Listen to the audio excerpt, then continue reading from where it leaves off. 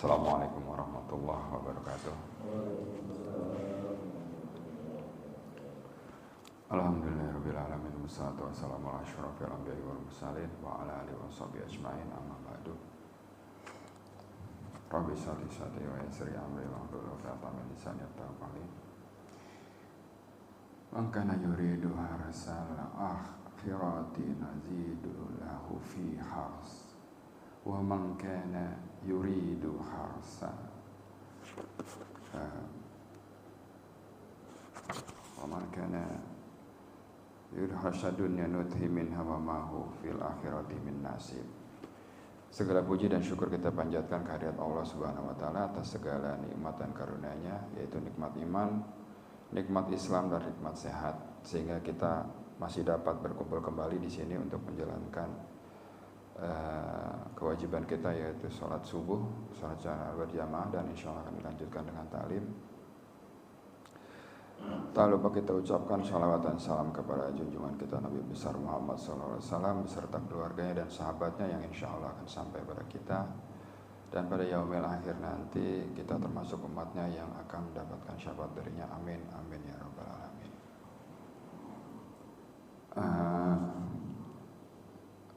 Kali ini yang akan kita sharing ini adalah, kalau kita misalnya mendengar kata-kata beruntung, kira-kira apa yang ada di benak kita? Ya. Kalau kita dibilang beruntung itu, dalam benak kita itu biasanya berkaitan erat dengan jual beli, gitu. Untung atau mendapatkan sesuatu yang kita inginkan sekali, sementara orang lain yang memiliki keinginan yang sama nggak dapat. Kita beruntung itu. Kira-kira kalau misalnya kita ditanya, yang dibilang beruntung tuh yang kayak gimana sih, gitu. Nah, jadi yang akan saya sharing sedikit di sini adalah tentang orang-orang yang beruntung. Jadi kalau dalam Kamus Besar Bahasa Indonesia, beruntung itu adalah mujur, ya. Sedangkan menurut Quraish Shihab yang dikutip oleh Yanuar Fahmi, keberuntungan al-falah berarti memperoleh apa yang diinginkannya, yaitu kebahagiaan. Kebahagiaan yang dimaksud adalah sesuatu yang didambakan berdasarkan kenyataan dan substansinya. Sedangkan menurut Ahmad Mustafa Al-Maragi yang dikutip Yanuar Fahmi, al-falah adalah tercapainya tujuan yang dicita-citakan berdasarkan ilham yang diberikan oleh Allah pada orang-orang yang senantiasa bertakwa untuk mencapai keberhasilan. Ya. Nah, sekarang bagaimana Islam itu memandang orang yang beruntung? Tadi menurut Pak Quraish Shihab, orang yang beruntung itu mendapatkan kebahagiaan. Seperti yang kita ketahui secara umum bahwa kebahagiaan dunia itu sifatnya sementara. Adapun kebahagiaan di dunia itu merupakan perhiasan duniawi yang tidak bisa dibandingkan dengan kebahagiaan yang ada di akhirat. Seperti kata ayat yang tadi saya bacakan, yaitu Asy-Syura ayat 20, yang artinya, barang siapa yang menghendaki keuntungan di akhirat, akan kami tambah keuntungan itu padanya. Dan barang siapa yang menghendaki keuntungan di dunia, maka kami berikan padanya sebagian dari keberuntungan dunia. Dan tidak ada baginya suatu bahagia pun di akhirat. Jadi, kalau kita kepingin keuntungan di akhirat, ya yang di dunia ikut. Tapi kalau kita hanya menginginkan keberuntungan di dunia aja, dikasih sama Allah, tapi yang untuk di akhiratnya nggak dikasih. Nah, orang-orang yang beruntung, orang-orang yang bahagia itu di dalam Al-Quran itu dibagi di surat Al-Mu'minun itu ada 6 macam. Jadi kalau yang kita lihat di surat Al-Mu'minun, auzubillahi minasyaitonirrajim, qad aflahal mu'minun, sungguh beruntung orang-orang yang beriman. Siapa yang orang yang beruntung itu? Alladzina hum fi sholatihim khashi'un. Orang-orang yang khusyuk dalam sholatnya. Orang-orang yang bahagia, orang-orang yang khusyuk dalam sholatnya. Ya. Walladzina hum anil lagwi mu'ridun. Dan orang-orang yang menjauhkan diri dari perbuatan dan perkataan yang enggak berguna. Jadi kalau misalnya beruntung atau bahagia menurut Quran itu, yang pertama adalah yang sholatnya khusyuk. Yang kedua adalah orang-orang yang nggak mengerjakan perkara-perkara yang nggak berguna.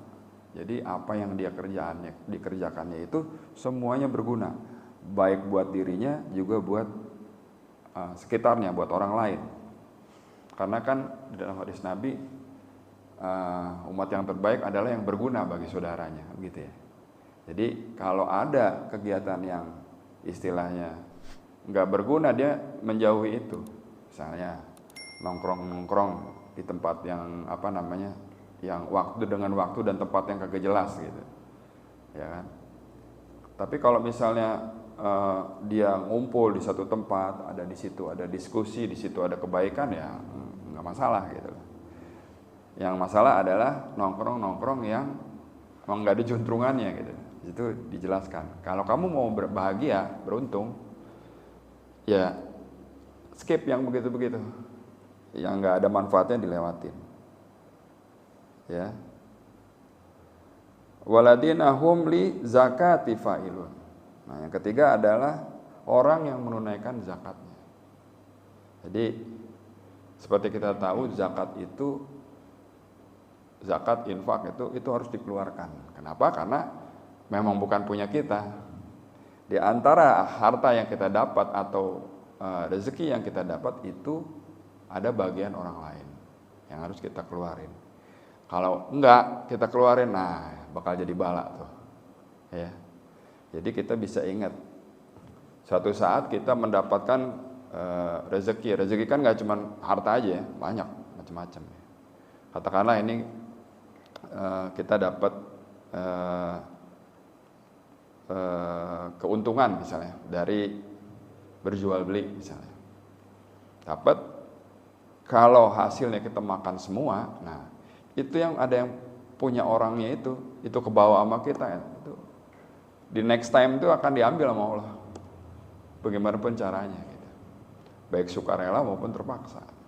Makanya supaya kita aman-aman aja, lancar-lancar aja, begitu kita dapat rezeki ya kita potong. Gitu ya. Kita potong untuk, katakanlah untuk hak orang lain, mau dikasih ke siapa aja tuh terserah. Bahkan di Al-Baqarah ayat 215 urutan jelas. Pertama orang tua dulu dan segala macam, ya. Orang tua, kerabat, baru yatim dan segala macam. Itu untuk infak. Tapi kalau untuk zakat di surat At-Taubah ayat 60 kalau nggak salah itu ada kemana aja harus dibagi, itu ada, kalau nggak salah ada 8.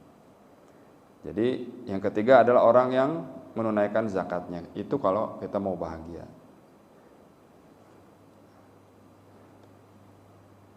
Yang keempat, waladina hum li furujihim hafizun. Orang-orang yang memelihara kemaluannya. Ya. Illa ala azwajihim aw ma malakat aymanuhum fa innahum ghairu ma'lumin. Kecuali terhadap istri mereka atau hamba saya yang mereka miliki, maka sesungguhnya mereka tidak tercela. Artinya apa? Jauh-jauh dari perkara maksiat.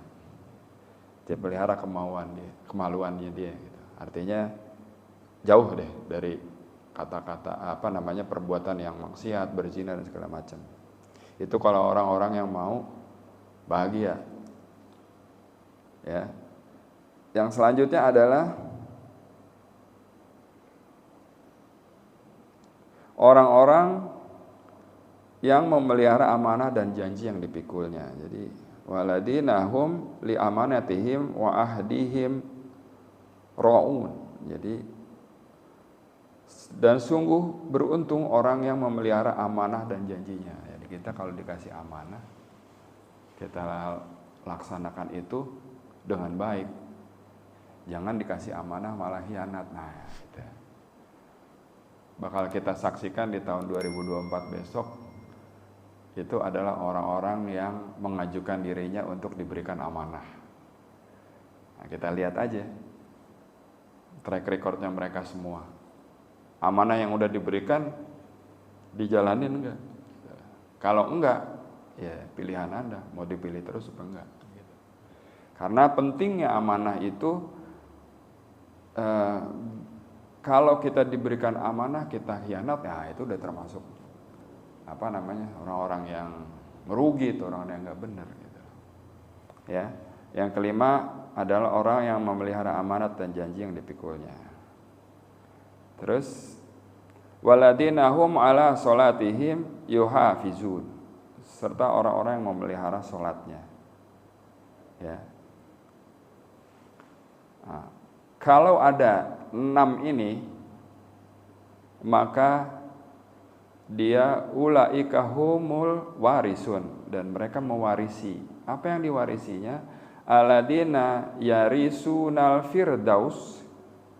firdausahum fiha khalidun. Jadi yakni yang akan mewarisi surga Firdaus dan mereka kekal di dalamnya. Jadi kalau Allah bilang, kalau kamu mau bahagia atau beruntung, lakukan ini, maka kamu akan mewarisi surga Firdaus dan kamu akan kekal di dalamnya.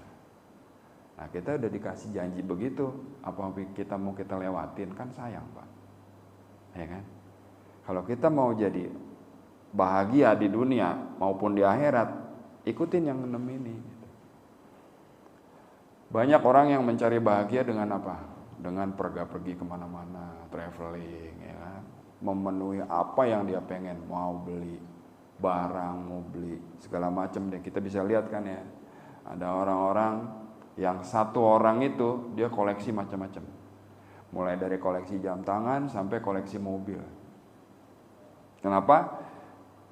Dia mau memenuhi apa yang dia pengen. Karena menurut dia mungkin, itu aku kalau udah punya ini bahagia gitu. Nah, ya nggak salah juga, tapi kalau mau yang lebih fix lagi bahagia menurut Al-Quran itu ya 6 ini. Kalau kamu sholatnya khusyuk, menjauhkan dari perbuatan yang nggak berguna, menunaikan zakat, orang yang menjaga kemaluannya, ya nggak berzina, jauh dari maksiat. Yang kelima, memelihara amanah dan janjinya. Jadi kalau ada orang yang berjanji, orang yang diberikan amanah dan atau orang yang berjanji, dia nggak tepatin janjinya, dia hianat amanahnya, nah itu bisa kita lihat. Termasuk orang-orang apa tuh, Pak Luli? Munafik ya, orang-orang munafik. Ya. Jadi yang keenam adalah orang yang memelihara sholatnya. Memelihara sholat itu artinya sholat dia itu tepat waktu, benar semua, mulai dari wudhu, mulai dari caranya, sampai kenapa dia harus sholat ditahu. Ya, jadi kan ada yang orang sholat hanya menggugurkan kewajiban. Nah, kalau bisa step kita nggak sampai di situ aja, tapi lebih daripada itu. Oke. Nah, ketika seorang bahagia, Allah memberikan tanda-tanda yang ditunjukkan, yang Allah sampaikan dalam Al-Quran. Jadi kalau kita udah orang-orang yang ngikutin 6 ini, ya, dia bisa menjadi bahagia dan beruntung, maka Allah kasih tahu ciri-cirinya. Nah, sekarang ada nggak di diri kita ciri-ciri ini? Yang pertama adalah hatinya selalu bersyukur. Jadi kalau orang-orang yang dianugerahkan keberuntungan, kebahagiaan, yaitu orang-orang yang hatinya selalu bersyukur. Mau dapat cuan katakanlah, bersyukur. Bahkan yang lebih tinggi lagi ilmunya, dia dapat musibah ya dia bersyukur. Ya kan? Jadi orang-orang yang hatinya selalu bersyukur adalah ciri daripada orang-orang yang mendapatkan keberuntungan, kebahagiaan. Jadi di dalam surat Al-Baqarah ayat 152, A'udzubillahi minasyaitonirrajim, maka ingatlah kepadaku, aku pun akan ingat padamu. Bersyukurlah padaku dan janganlah kamu ingkar kepadaku. Jadi kalau kita mau diingat sama Allah, kita bersyukur, Pak. Jadi orang-orang yang pandai bersyukur atas nikmat yang telah Allah berikan dalam kehidupan sehari, sebagaimana Allah sampaikan di surat tadi. Jadi orang-orang yang hatinya selalu bersyukur. Yang kedua, tanda-tandanya yang orang dapat kebahagiaan apa? Yang kedua adalah dia mendapatkan pasangan yang soleha. Kalau kita udah dapat pasangan yang kayak begitu, berarti kita udah beruntung, ya kan? Setiap orang yang normal pasti ingin memiliki pasangan hidup yang baik. Pasangan yang baik akan membuat pasangannya nyaman dan bahagia. Seperti firman Allah di surat Az-Zariyat ayat 49, dan segala sesuatu kami ciptakan berpasangan agar kamu mengingat kebesaran Allah. Jadi kalau misalnya di dalam hidup kita punya pasangan yang membuat kita bahagia, pasangan yang soleha ya, artinya mengingatkan kita terus selalu di jalannya Allah. Kalau kita ngaco dikit, dia bilang, "Bang, jangan kebanyakan nongkrong," misalnya. "Bang, duit dari mana ini?" Gitu, ya kan? Duit dari boleh dapat duit dari mana nih, banyak begini gitu kan.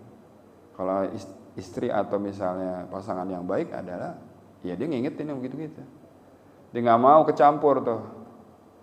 Apa yang kita bawa dari luar di screening dulu sama dia. Ini dapat dari mana nih? Ya kan? Ketika pasangan kita udah nggak begitu, nah bahaya tuh, Pak. Yang penting masuk gitu. Yang penting dapat. Nah, nggak ditanya lagi. Dapat dari mana, halal haramnya, subhat apa enggak, nggak. Nah itu. Terus pasangan kita juga begitu kita ada masalah atau apa, begitu share sama dia langsung adem. Nah itu pasangan yang baik. Jadi orang-orang yang beruntung menurut Allah yang kedua adalah memiliki pasangan yang baik, yang soleha. Yang ketiga, orang yang ciri orang mendapatkan kebahagiaan menurut Al-Quran adalah punya anak soleh atau soleha ya. Jadi anak yang soleh merupakan harapan sekaligus investasi dunia akhirat. Keberadaan anak soleh merupakan idaman semua orang tua. Ya, jadi doa anak yang soleh sangat diharapkan orang tua selagi dia sudah meninggal. Karenanya anak soleh sangat penting bagi setiap keluarganya. Anak yang soleh itu investasi, Pak. Yang namanya investasi kan kita ngeluarin, kita melakukan satu effort yang nantinya beruntung buat kita di depannya. Kita punya duit nih, hasil kerja, kita investasikan di misalnya buka toko, investasi kan, mengeluarkan sesuatu effort dulu, begitu toko itu menghasilkan, kita dapat keuntungannya. Investasi seperti itu. Nah, anak juga investasi. Artinya apa? Kita melakukan satu effort dulu untuk anak itu supaya dia bisa memberikan keberuntungan buat kita kalau kita udah nggak ada. Dengan cara apa? Dengan dia mendoakan kita. Jadi kalau misalnya kita punya anak nggak pernah kita ajarin untuk mendoain kita, waduh, ente rugi bos. Gitu. Ya. Anak itu investasi, bukan hanya untuk di dunia aja, tapi itu tadi kita butuh doa dia kalau kita udah nggak ada. Saya pernah dengar ada seorang pengurus jenazah, kebetulan ceramah juga di sini. Dia cerita, suatu saat dia mengurus jenazah seorang bapak kaya raya, anaknya banyak, tapi nggak ada yang peduli sama urusan itu. Kan kasihan, Pak. Kalau kita kan pengennya begitu kita nggak ada yang ngurusin anak-anak kita, bener nggak Pak? Nah, doain enggak. Ini mayat masih ada nih. Dia ngajiin enggak, didoain enggak, ikut mandiin enggak, malah hai foto-foto segala macam. Bisa kita lihat deh. Kalau kita datang ke melayat, bisa kita lihat tipe keluarga itu dari mana. Ketika mereka kita lihat datang, kita takziah gitu, terus nggak sengaja tuh biasanya di luar tuh nggak berani, nggak ada di dalam sempit misalnya. Dia datang aja, nggak doain, nggak apa, ngobrol, hai. Kita bisa lihat Pak, apa keluarganya yang di dalam tuh cuman sedih doang, apa dia baca Quran, dia doain, bisa kita lihat Pak. Nah, kan adabnya orang bertaziah kan ada. Datang, lihat mayitnya, doain. Habis itu kalau misalnya nggak ada kepentingan lain, cabut. Gitu. Tapi kalau ada kepentingan lain, misalnya membantu, oh mau dimandikan, apa kita bantuin? Nyiapin tempatnya buat mandiin. Membantu, kan bertaziah itu kan istilahnya nemenin orang yang lagi berduka kan Pak. Benar nggak? Begitu kita datang, kita cuma menjadi person yang cuma nongkrong, duduk doang, katakanlah minum, ngobrol. Apa itu yang diajarin? Kan enggak. Datang, lihat mayit, berdoa, memberikan satu ucapan-ucapan yang baik, yang menenangkan kepada keluarga yang ditinggalkan, ya begitu. Ya kan? Beberapa kali saya pernah ngeliat Pak yang modelnya kayak begitu. Kan sayang banget. Nah, anak yang soleh, ya, anak yang soleha, yang kita pinta adalah doa dia, Pak. Ketika kita udah kagak ada. Bayangin aja, begitu kita butuh doa dia nggak bisa doa, Pak. Boro-boro doa, ingatannya kita aja enggak. Nah, bahaya kan begitu. Artinya Anda berinvestasi di tempat yang salah, gitu. Investasi yang baik adalah ya kita bikin anak itu supaya baik. Ada satu ini Pak, saya dapat nasihat dari orang tua saya. Kalau kamu memperlakukan aku dengan baik, katanya, memperlakukan ibuku, dulu ibu saya bilang, kalau kamu melakukan mama dengan baik, nanti kamu punya anak akan diperlakukan dengan hal yang sama. Kalau ada yang gak bener di kita nih, kita introspeksi. Dulu kita begitu gak sama orang tua kita? Takzim, ngelayanin. Kalau disuruh gak pernah ngebentak, misalnya gak pernah nyanggah gitu. Kalau kita ke anak kita ngomong, kita ngomong sedikit, dia ngomong banyak gitu. Oh ngebantah gini. Kalau introspeksi, dulu ente begitu gak sama orang tua? Jangan-jangan dulu kita begitu, ya kan? Yang kita pengen kan kalau kita panggil, iya Pak, datang. Kita pengen begitu, tapi dulu lagi kita kecil nggak begitu, dipanggil ya nggak datang. Gitu. Nah, itu bisa kita lihat. Kalau kita di dalam kehidupan kita sekarang bertemu dengan masalah seperti itu, jangan-jangan dulu kita lagi kecilnya begitu. Nah, semua akan diminta pertanggungjawabannya Pak ketika di akhirat nanti. Ditanya, hai kamu Panto, kamu ajarin gak anak kamu baca doa sebelum makan misalnya.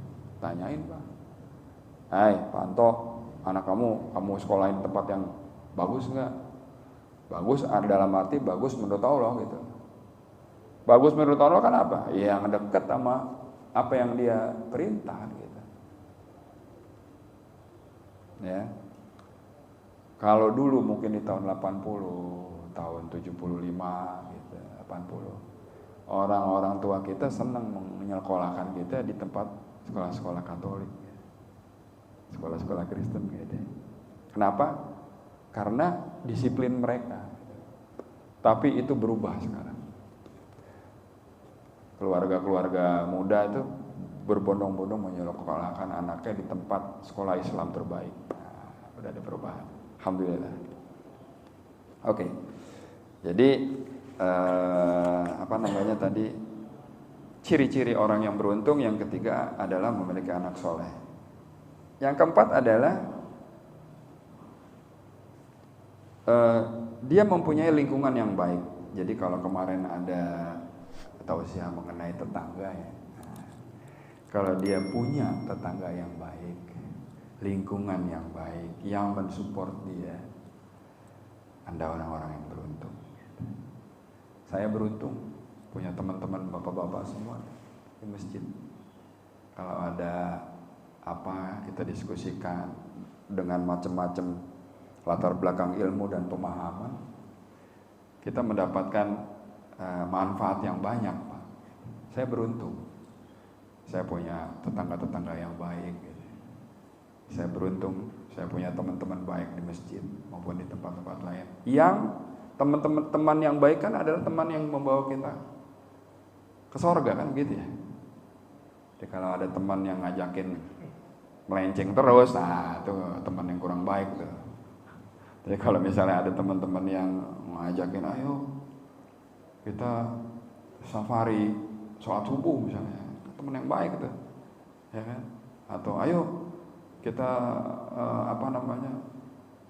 belajar mendalami Al-Quran, gitu, teman-teman yang baik gitu. Oke, jadi dia dapat lingkungan yang baik.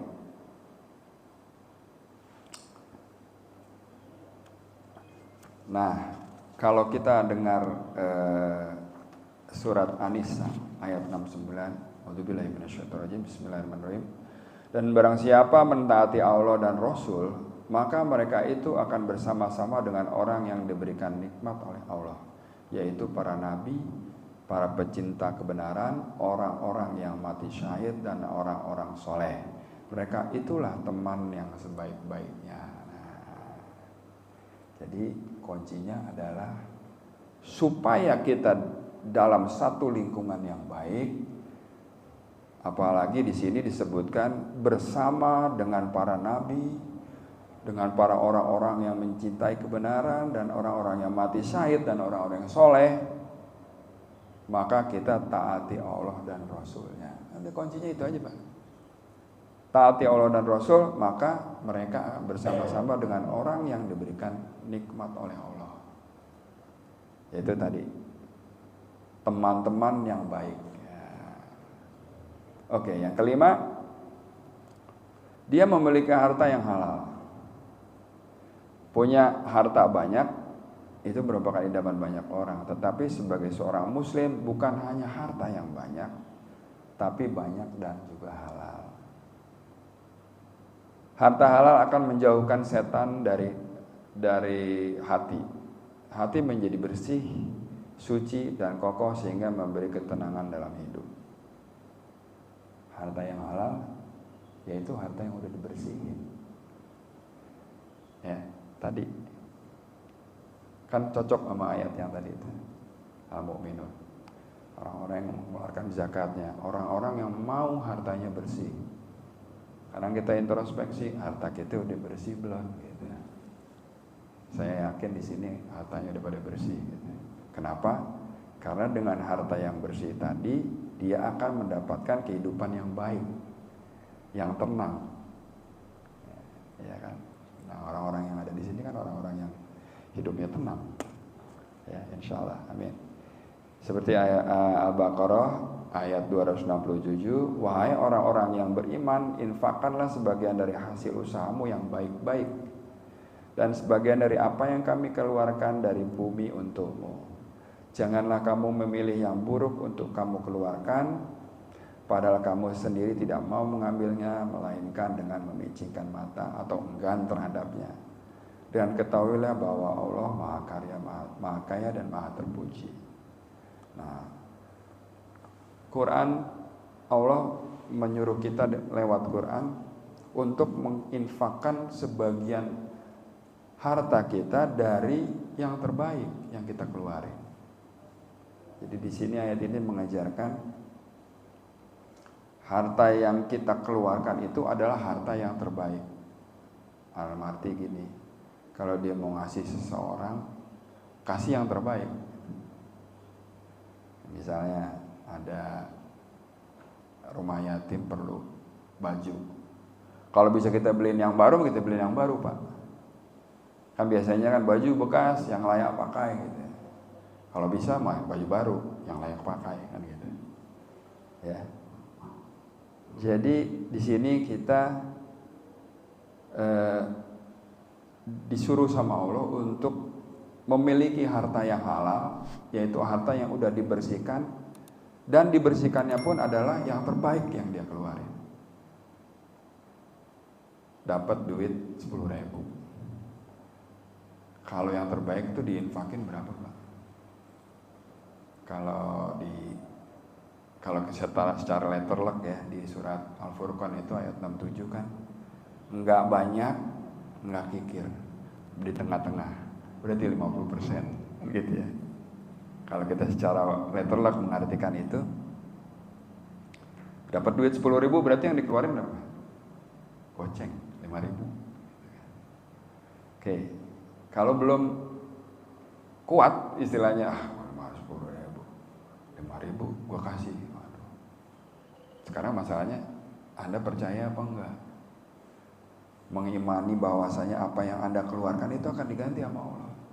Seperti di surat Saba ayat 39. Harta apa saja yang kamu infakkan, Allah akan ganti. Masalahnya kita kan kadang iman naik turun, Pak. Dapat 10.000, gede amat ya ngeluarin 5.000 kan gitu. Ya, tapi begitu kita bisa mengatasi itu, insya Allah halal. Pun ada tahapannya. Misalnya nggak bisa, yang kita tahu 2,5%, oke, kecil banget, bisa naikin 5%, 10%, misalnya, gitu kan. Dari 10.000 dapat 10% nih kita keluarin 1.000. Hati kita itu tuh perang tuh, kasih jangan kasih jangan kasih jangan. Gitu kan. Begitu kita lepasin udah, setan itu nggak bisa tuh gangguin kita di situ. Kita menang, gitu. Ya. Ciri orang yang mendapat kebahagiaan atau keberuntungan adalah memiliki harta yang halal. Yang kelima, yang keenam, memiliki ilmu yang banyak. Seorang yang memiliki ilmu akan bersikap baik. Semakin ilmunya bertambah, semakin dia bijak. Belajar merupakan cara untuk mendapatkan ilmu yang banyak. Karenanya jangan sampai hilang semangat untuk belajar. Dengan belajar ilmu agama akan semakin cinta kepada agama dan semakin tinggi cintanya pada Allah dan Rasulnya. Cinta inilah yang akan memberi cahaya bagi hatinya. Saya yakin di ruangan ini adalah orang-orang yang mencintai untuk mencari ilmu. Ya. Kenapa? Karena orang-orang di sini yang ada di ruangan ini adalah orang-orang yang mau belajar terus, mencari ilmu supaya hidup dia lebih baik. Seperti di surat Al-Jasiyah ayat 20. A'udzubillahi minasyaitonirrajim. Al-Quran ini adalah pedoman bagi manusia, petunjuk dan rahmat bagi kaum yang meyakini. Jadi kalau kita yakin sama Al-Quran, maka Al-Quran itu jadi petunjuk. Masalahnya kita yakin apa kagak. Banyak orang yang dibilang, ente muslim? Ya. Guidance-nya apa? Istilahnya user manualnya apa? Nggak tahu, Pak. Gimana? Anda muslim tapi nggak tahu buku pedomannya apa. Nah, buku pedomannya kan Al-Quran. Oh iya, saya tahu, saya muslim, buku pedoman saya Al-Quran. Ditanya lagi, di Al-Quran itu isinya apa aja. Ya. Nah, kalau orang-orang yang mau mentadaburi Al-Quran, maka Al-Quran itu akan menjadi petunjuk dan rahmat bagi dia. Karena dia yakin. Dia yakin kalau saya mempelajari, mentadaburi Al-Quran, rumusnya ada di situ semua. Seperti halnya di surat Al-Insyirah ya. Setelah kesusahan ada kebaikan. Artinya kan apa? Dan itu disebutkan 2 kali. Udah pernah dijelasin dulu sama Ustaz Rahmat. Kalau Allah kasih satu masalah, Allah kasih 2 solusinya. Dari mana kita tahu kalau kita nggak pernah tadabbur Al-Quran? Gitu. Membuka, membahas, membicarakannya, mencari ilmunya. Ya, jadi ciri orang-orang yang mendapat kebahagiaan, keberuntungan menurut Al-Quran itu ada 6. Yang pertama adalah cirinya dia selalu bersyukur. Yang kedua, dia punya pasangan yang soleh. Ketiga, dia punya anak yang soleh. Yang keempat, dia punya lingkungan yang baik. Yang kelima, dia memiliki harta yang halal. Yang keenam, memiliki ilmu yang banyak. Oke. Lebih jauh lagi Al-Quran memberi kita bocoran bahwa orang-orang beruntung adalah yaitu muflihun. Orang yang beruntung itu siapa aja? Tadi bahagia, yang ini beruntung. Nah, yang kita bahas sekarang adalah orang-orang yang beruntung. Jadi orang-orang yang beruntung menurut Al-Quran adalah yang pertama mendapat petunjuk dari Allah. Seperti kita lihat di surat Al-Baqarah ayat 5. Mereka lah yang mendapat petunjuk dari Tuhannya dan mereka itulah orang-orang yang beruntung. Jadi orang-orang yang beruntung siapa? Orang-orang yang mendapat petunjuk Allah. Yang kedua, orang-orang yang menyuruh kepada kebaikan, mencegah dari yang mungkar. Jadi kita lihat di Ali Imran ayat 104. A'udzubillahi minasyaitonirrajim. Dan hendaklah di antara kamu ada segolongan orang yang menyeru kepada kebajikan, menyuruh berbuat yang ma'ruf dan mencegah dari yang mungkar. Dan mereka itulah orang-orang yang beruntung. Nah, orang-orang yang beruntung kedua adalah orang-orang yang selalu menyeru kepada kebaikan, mencegah dari yang mungkar. Kita lihat kita udah sampai pada di tahap itu belum? Kalau belum, nah sampaikan pada tahap itu. Yang ketiga, orang-orang yang beruntung menurut Al-Quran itu siapa? Orang-orang yang tidak memakan riba dan bertakwa. Wahai orang-orang yang beriman, janganlah kamu memakan riba dengan berlipat ganda dan bertakwalah kepada Allah agar kamu beruntung. Itu ada di surat Ali Imran ayat 130. Kenapa kita harus meninggalkan riba? Karena Allah udah menyuburkan jual beli kan gitu ya. Kalau kita misalnya Bapak pernah dengar kan? Ada yang bisa beranakin duit ya. Orang minjem berapa, baliknya berapa gitu. Maksudnya apa ya gitu? Supaya dia dapat kelebihan. Nah itu dilarang sama Allah. Bagaimana caranya aku mendapat kelebihan dengan tidak mengambil riba? Ya, Anda ikutin apa yang Allah suruh. Gitu. Kita harus bertakwa pada Allah. Jadi kalau misalnya Allah nyuruhnya jual beli, ya udah jual beli. Jangan beranakin duit gitu. Ya, seperti kita tahu, saya pernah dengar itu Bank Harian ya, kalau nggak salah Bank Inang-Inang gitu. Saya pernah ngobrol sama ketoprak di depan kalau nggak salah. Waktu itu datang tiap hari. Gitu. Dia minjem berapa, ditagih tiap hari, udah gitu dimakan gratis gitu. Asik kan gitu. Tapi kan tuh nggak boleh katanya begitu ya. Kenapa? Al-Quran udah menjelaskan masalah pinjam meminjam.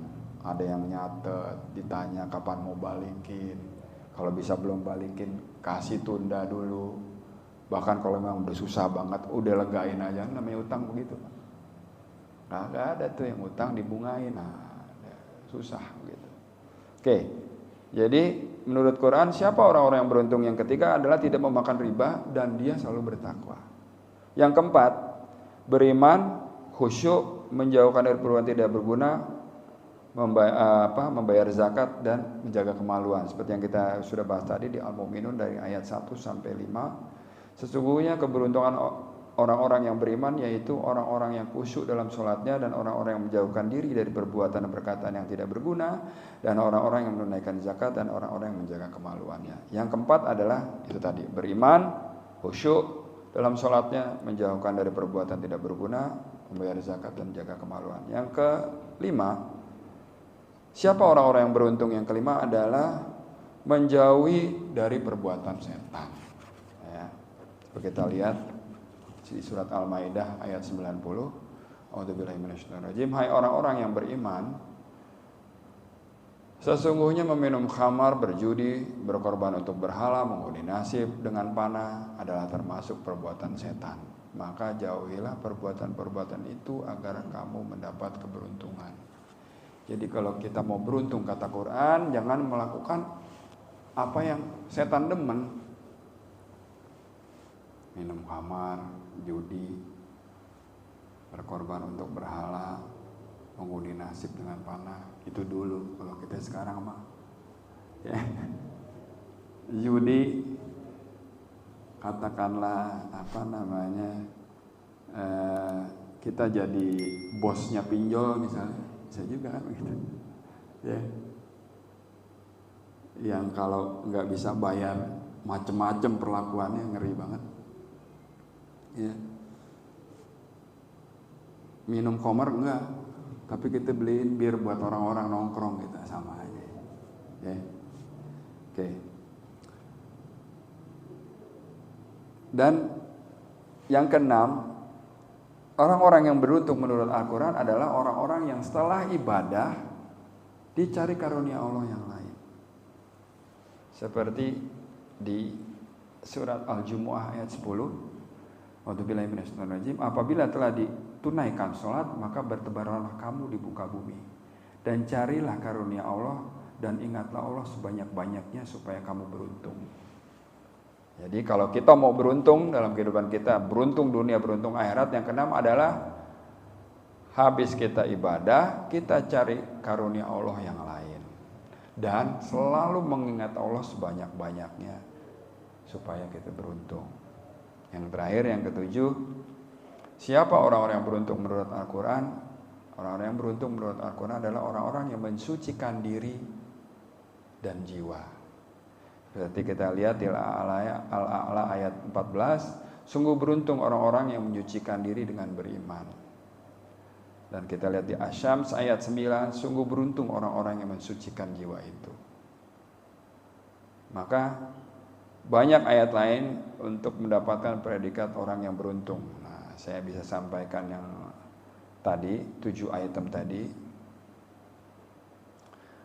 Beruntung bukan dari segi harta, tapi beruntung bisa bersabar, memperteguh kesabaran, komitmen di jalan Allah, bertakwa, dan mendapat petunjuk Allah, mengerjakan amar ma'ruf dan menjauhkan yang mungkar, lalu dapat mensucikan diri. Jadi kalau kita tahu bahwasanya orang-orang yang beruntung menurut Al-Quran itu, saya sampaikan masih banyak lagi, saya sampaikan 7 aja tadi. Yaitu yang pertama, siapa orang-orang yang beruntung? Yang pertama adalah orang-orang yang mendapat petunjuk dari Allah. Jadi saya cerita sedikit. Suatu saat saya mau nikah, kesulitan uang gitu. Orang tua udah nggak ada, kakak-kakak belum pada mentas gitu, belum bisa lah, istilahnya rembukan juga kayaknya kalau buat kawinan mahal nih, apalagi pakai dangdutan nih, mahal banget ya.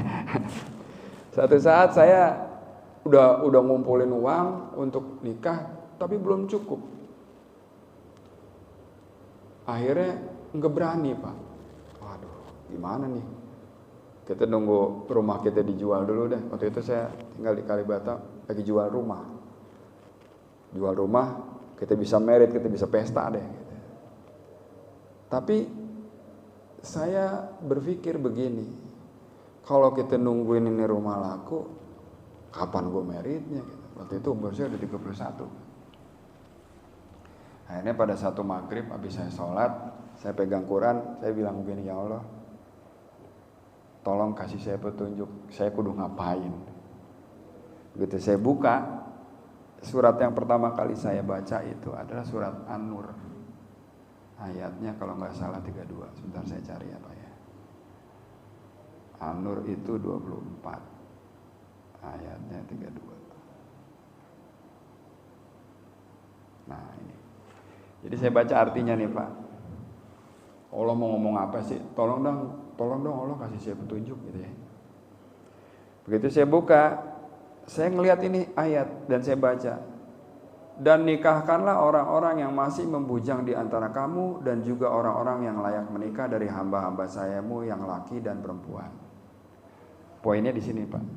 Jika mereka miskin, Allah akan memberi kemampuan kepada mereka dengan karunia-Nya, dan Allah Maha luas pemberiannya dan Maha mengetahui. Begitu saya baca ini, saya langsung bulat. Berangkat kita. Gitu. Akhirnya apa, Pak? Dalam waktu 2 bulan saya bisa nyari uang untuk memenuhi apa yang saya harus keluarkan di pernikahan itu. Yang kalau saya tuh dulu pernah istilahnya pernah kegubet kartu kredit 3 tahun nggak selesai. Hari itu cepat banget selesai. Ya, saya potong tuh kartunya, saya nggak mau pakai lagi, lunas. Terus kebutuhan untuk yang kepernikahan, misalnya anteran apa, bisa kebeli semua. Gitu. Alhamdulillah. Jadi saya berpikir saya adalah orang yang beruntung. Kenapa? Karena mendapat petunjuk dari Allah. Bapak kalau mau coba aja. Sholat malam gitu di depan Quran, ya Allah berikanlah aku petunjuk. Buka, lihat ayatnya. Dan itu saya lakukan nggak cuma sekali, Pak. Ceritanya waktu saya masih bujang. Saya waktu itu kerja di Pangkal Pinang, ya, di satu institusi kayak pendidikan komputer gitu, Pak. Saya jadi chiefnya waktu itu. Atasan saya non Muslim, bawah saya non Muslim, kiri kanan saya non Muslim semua. Nah, saat itu saya lakukan biarin deh, biasa kok itu kan gitu. Kalau dalam satu tempat yang non muslimnya banyak, nggak masalah, gitu kan pikir saya. Tapi itu akhirnya kejadian, Pak. Saya jadi bos saya nyuruh sekretaris saya untuk memantau saya mau ngapa-ngapain gini, terus dia lapor gitu. Saya kok gini amat sih, saya tahu dari orang lain taunya gitu. Terus saya bilang kok gini amat sih gitu. Malam hari saya buka Quran, Pak. Begitu saya buka Quran, itu suratnya kalau nggak salah Ali Imran ayatnya 118.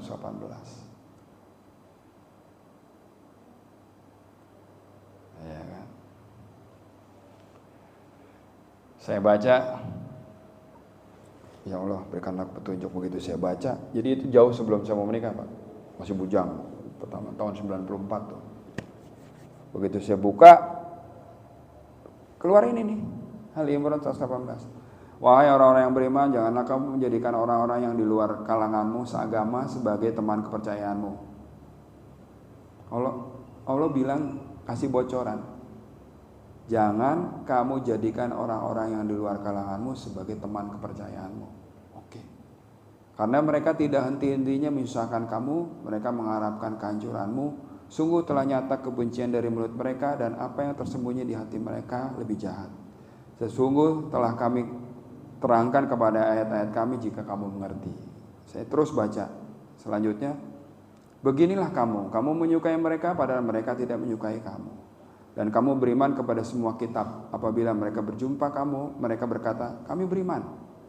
Dan apabila mereka menyendiri, mereka menggigit ujung jari karena marah dan benci kepadamu. Katakanlah, matilah kamu karena kemarahanmu itu. Sungguh Allah Maha mengetahui segala isi hati. Ayat 120-nya, jika kamu memperoleh kebaikan, niscaya mereka bersedih hati. Tetapi jika kamu tertimpa bencana, mereka bergembira karenanya. Jika kamu bersabar dan bertakwa, tipu daya mereka tidak akan menyusahkan kamu sedikit pun. Sungguh Allah Maha meliputi segala apa yang mereka kerjakan. Jadi saya dapat gambaran. Bapak-bapak mungkin paham deh. Kalau di satu negeri yang mayoritas agama lain, Muslim pasti agak terkucilkan. Ya, pernah dengar? Gak boleh azan ya, di Denmark ya, dibatasin semuanya. Terus di Cina, di Uighur ya, orang sholat diawasin, kelamaan doanya diusir. Pernah kita lihat kan begitu? Pernah kita dengar? Jadi kalau satu tempat yang non muslimnya banyak, ya kita menjadi kaum yang minoritas, ya siap-siap aja. Hal-hal yang seperti itu akan terjadi. Kenapa? Allah udah ngomong. Nih, kalau kamu, dia bilang di depan kamu, oh iya, padahal di belakang kamu parah tuh, gitu. Ya kan? Terus udah gitu ada lagi, kalau misalnya kamu dapat kebaikan, dia gedek. Tapi kalau kamu dapat dosa, dia senang. Yang ngomong bukan saya, Pak, Quran ngomong. Allah sampaikan gitu kepada kita. Apa, lihat di surat 3 ayat 118 sampai 120. Jadi saya begitu saya berinteraksi dengan Quran dengan cara yang begitu, saya makin yakin, Pak, Allah ini benar-benar ada dan memang benar-benar memberi kita petunjuk gitu. Nah, kalau belum pernah, ya coba dah. Misalnya nih, lagi kita punya masalah, misalnya punya utang, belum bisa bayar nih, berdoa yang kenceng, coba cari di Quran petunjuknya apa ya. Kita dibuka, oh ke situ lagi, buka lagi yang lain, hampir sama ayatnya, ngomongnya itu lagi. Dapat nih, waduh gue susah duit. Begitu kita buka ayatnya, suruh bersabar, ya kan? Buka lagi, gak cocok nih. Buka lagi, ngomongnya sama, bersabar lagi. Ayat lain ngomongnya bersabar lagi, suruh terima dulu, gitu. Coba deh sekali-sekali gitu. Nah, saat itu Pak, saya buka kan 100 Ali Imran ayat 118 sampai 120. Saya tutup, saya buka lagi Pak. Tek, yang saya buka apa? Begitu saya baca di Al-Baqarah ayat 120. Yang saya bacain artinya. Dan orang-orang Yahudi dan Nasrani tidak akan rela kepadamu Muhammad sebelum engkau mengikuti agama mereka. Katakanlah sesungguhnya petunjuk Allah itu petunjuk yang sebenarnya. Dan jika engkau mengikuti keinginan mereka setelah ilmu kebenaran itu sampai kepadamu, tidak akan ada bagimu pelindung dan penolong dari Allah. Jelas. Kasus dalam hal itu, saat itu saya adalah kasus dengan non-muslim, lingkungan non-muslim, ya kan? Terus di sini dibilang orang-orang Yahudi dan Nasrani tidak akan rela kepadamu sebelum engkau mengikuti agama mereka. Artinya apa? Kita disuruh ngikutin kebiasaan mereka, gitu. Ya, bukan disuruh ngikutin agama, mungkin sekarang enggak kali ya. Tapi disuruh ngikutin kebiasaan mereka. Sementara Allah menyebutin begitu, nih, gitu. Kalau lo mau tahu nih, kata Allah gitu, kasar kata. Kalau saya tuh dibilang, nih, lo mau tahu nih, pasti ayatnya. Ayat 3, 112, 120. Ternyata mereka begitu ya. Dia nggak akan senang kalau kita kita senang, dia nggak bakal senang. Kalau kita susah, dia sorak dia. Di depan kita baik-baik, ya kan? Depan kita, di belakang kita diomongin kayak gitu. Yang ngomong bukan saya, ini Quran yang ngomong gitu.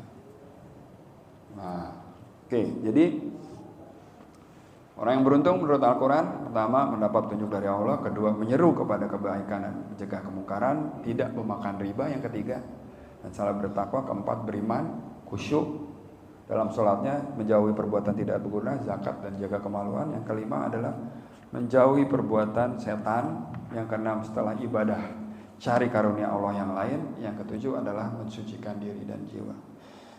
Kira-kira itu aja yang bisa saya sampaikan dalam hal orang-orang yang beruntung. Mudah-mudahan kita menjadi orang-orang yang beruntung, amin. Ya, demikian yang bisa saya sampaikan. Lebih kurangnya saya mohon maaf. Mungkin kalau ada udah masuk ya. Kita tutup aja kaji kita dengan doa kafaratul majlis. Subhanakallahumma wa bihamdika asyhadu an la ilaha illa anta astaghfiruka wa atubu ilaik. Wabillahi taufiq wal hidayah. Wassalamualaikum warahmatullahi wabarakatuh.